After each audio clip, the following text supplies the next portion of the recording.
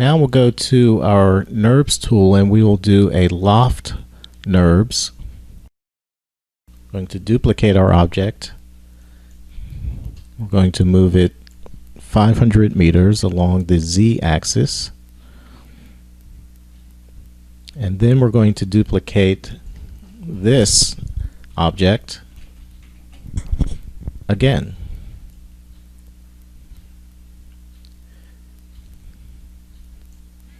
And so now we have a series of these spline objects along the top edge of the wall. And then one by one we'll have to drop these into our NURBS object. And as we do that, let's go to the editor camera. We'll add a work light, brighter light in the scene so that we can see what's going on.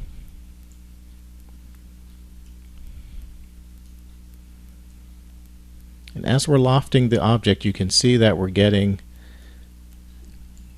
a nice ornate wood trim happening along the very top edge of the surface. So we'll just keep going.